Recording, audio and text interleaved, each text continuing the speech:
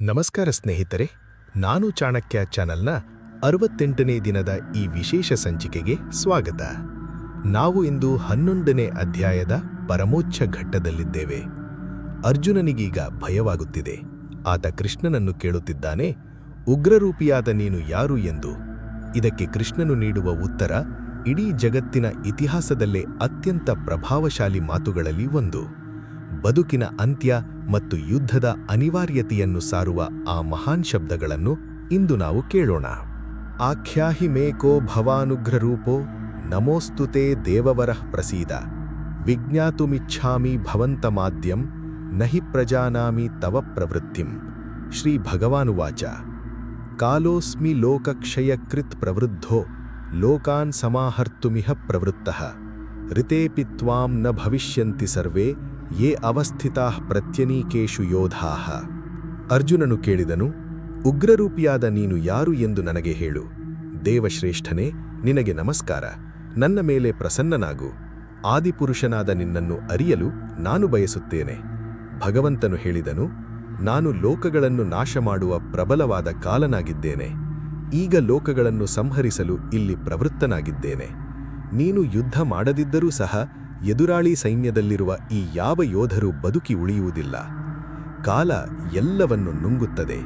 ನಾವು ಯುದ್ಧ ಮಾಡಿದರೂ ಬಿಟ್ಟರೂ ಕಾಲವು ತನ್ನ ಕೆಲಸವನ್ನು ಮಾಡಿಯೇ ತೀರುತ್ತದೆ.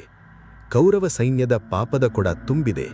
ಹಾಗಾಗಿ ಅವರ ಅಂತ್ಯ ನಿಶ್ಚಯವಾಗಿದೆ ಎಂದು ಕೃಷ್ಣನು ಇಲ್ಲಿ ಸಾರುತ್ತಿದ್ದಾನೆ.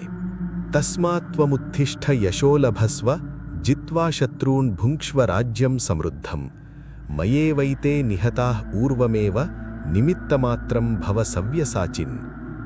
ಆದುದರಿಂದ ನೀನು ಎದ್ದು ನಿಲ್ಲು, ಕೀರ್ತಿಯನ್ನು ಪಡೆಯು, ಶತ್ರುಗಳನ್ನು ಗೆದ್ದು ಸಮೃದ್ಧವಾದ ರಾಜ್ಯವನ್ನು ಅನುಭವಿಸು.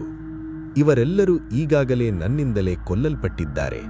ಎಲೈ ಸವ್ಯಸಾಚಿಯೇ, ನೀನು ಕೇವಲ ನಿಮಿತ್ತ ಮಾತ್ರ ಆಗು, ಅಷ್ಟೇ. ಇದು ಪ್ರತಿಯೊಬ್ಬ ಮನುಷ್ಯನಿಗೂ ಬೇಕಾದ ಪಾಠ. ನಾವು ಏನೋ ಮಾಡುತ್ತಿದ್ದೇವೆ ಎಂಬ ಅಹಂಕಾರ ನಮಗೆ ಬೇಡ. ಭಗವಂತ ಅಥವಾ ಪ್ರಕೃತಿ ಈಗಾಗಲೇ ಎಲ್ಲವನ್ನೂ ರೂಪಿಸಿದೆ. ನಾವು ಕೇವಲ ಒಂದು ಉಪಕರಣದಂತೆ ನಮ್ಮ ಕರ್ತವ್ಯವನ್ನು ಸರಿಯಾಗಿ ನಿರ್ವಹಿಸಬೇಕು. ಫಲಿತಾಂಶದ ಜವಾಬ್ದಾರಿ ಆ ಕಾಲಪುರುಷನದು. ದ್ರೋಣಂ ಚ ಭೀಷ್ಮಂ ಚ ಜಯದ್ರಥಂ ಚ ಕರ್ಣಂ ತಥಾನ್ಯಾನಪಿ ಯೋಧವೀರಾನ್ ಮಯಾ ಹತಾನ್ಸ್ತ್ವಂ ಜಹಿಮಾ ವ್ಯಥಿಷ್ಠ ಯುದ್ಧಸ್ವ ಜೇತಾಸಿ ರಣೇ ಸಪತ್ನಾನ್. ನನ್ನಿಂದಲೇ ಹತರಾದ ದ್ರೋಣ, ಭೀಷ್ಮ, ಜಯದ್ರಥ, ಕರ್ಣ ಮತ್ತು ಇತರ ವೀರಯೋಧರನ್ನು ನೀನು ಕೊಲ್ಲು. ಭಯಪಡಬೇಡ, ವ್ಯಥೆಪಡಬೇಡ, ಯುದ್ಧ ಮಾಡು. ರಣರಂಗದಲ್ಲಿ ಶತ್ರುಗಳನ್ನು ಖಂಡಿತವಾಗಿಯೂ ಗೆಲ್ಲುತ್ತೀಯ.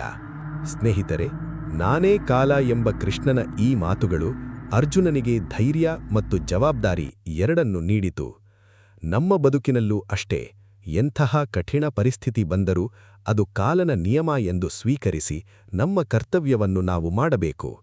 ನಾಳೆಯ 69ನೇ ಭಾಗದಲ್ಲಿ ಕಾಲನ ಈ ಅದ್ಭುತ ದರ್ಶನವನ್ನು ಕಂಡು ಅರ್ಜುನನು ಗಡಗಡ ನಡುಗಿ ಭಗವಂತನಿಗೆ ಹೇಗೆ ಶರಣಾಗುತ್ತಾನೆ ಎಂಬುದನ್ನು ಅರಿಯೋಣ. ಧನ್ಯವಾದಗಳು.